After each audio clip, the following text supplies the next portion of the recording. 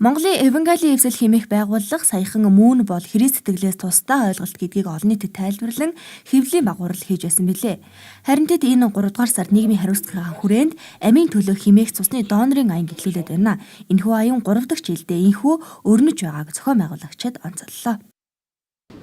Ер нь Христ итгэгч нар одоо нийгэм өөрсдийн их орн олон зүйлийг төлөө бид нар бас одоо байгаль их орноо хайрлах, хамгаалах, Бурхны өгсөн бүтээлийг бид нар бас яг тэр сайн сайхан байдлаар нь хэрэглэх, Бурхны хайрыг бусдад харуулах үүднээс бид нар энэ аяныг хүмүүсийн төлөө хийж байгаа. Тэгээд хамгийн гол зүйл нь бид нар Христ бидний төлөө амиа өгсөн, харин бид бусдын төлөө цусаа хандуулж өгнө гэсэн бас ийм уриалга бидэнд бас байгаа.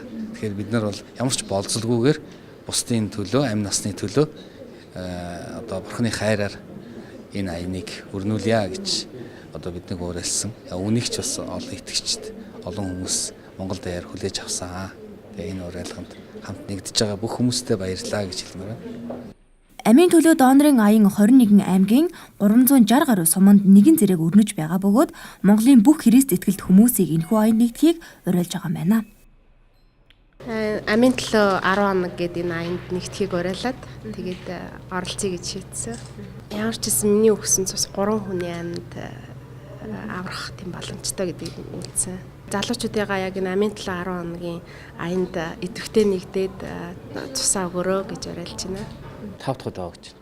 Энэ дээр 3 хүний амь насыг авардаг гэхээр нөгч байгаа. Би өөрөө бас хагалгаанд ороод цус хэрэгтэй болоод тэгээд тэрнээс хойш дандаа цусаа өгдөг болсон. Тийм бүгдээрээ цусаа бэлгэлээрээ 3 хүний амь нас авраараа. Тийм эрүүл мэнд цус өгөх тусдаа шивүүл гэж юм байна. Амийн төлөө аяны нээлтийн үеэр цус элбэг судлалын үндэсний төвийн захирал Эрдэнэбаяр хайр бол хүн төрөлхтний хамгийн чухал зүйлээ. Хайр гэдэг нь хариу нэгдэггүй юм а. Христэд хүмүүсийн баримтлагдаг зарчим, тэдний итгэл үнэмшил үнц нь ийм л байдаг учраас амийн төлөө аяны 3 дахь жилдээ өрнүүлж байна гэдгийг онцолж байсан юм а.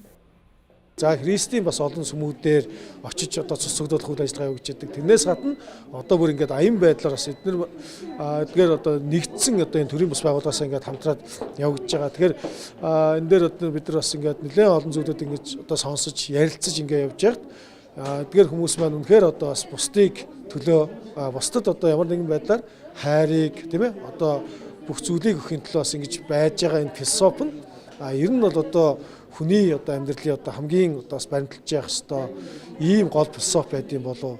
Тэгэхээр манай донорууд маань ч гэсэн үнэхээр одоо бас цусаа өгсөний төлөө энд ямар нэгэн одоо шагнал урамшуул авах биш. Харин миний өгсөн цус маань одоо яг эмчтгээнд одоо ингээд тэнцээд ямар нэгэн одоо цусан бүтээгдэхүүн хэрэгцээтэй байгаа энэ л хүний одоо эмчтгээнд ингэж зориулогдаасаа гэж ингэж хүсэж байдаг нь өөрөө одоо бас их одоо олон улсын одоо энэ улаан загалмаа, улаан авирган сар нийгэмлэг за ингээд улаан загалмаа одоо энэ чиглэлийн энэ одоо зөвлөмжтэй ингэж зайлшгүй нийцэж яддаг юм а.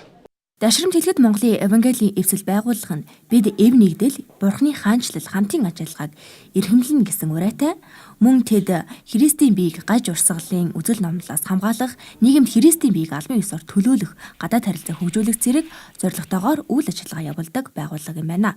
Мөн Монголын Евангелийн эвслээс цус эвлэл судлалын үндэсний төвд ус цэвэршүүлэх төхөөрөмжийг амийн төлөө аяныхаа нээлтийн үеэр гардуулан өгсөн юм а. Амийн төлөө аян 3 дугаар сарыг дуустал үргэлжлэх юм байна. Тиймээс Монголын Евангелийн эвслээс нийт гишүүд дэмжигчидтэй амийн төлөө аянд идэвхтэй оролцохыг уриаллаа. Light News мэдээллээ.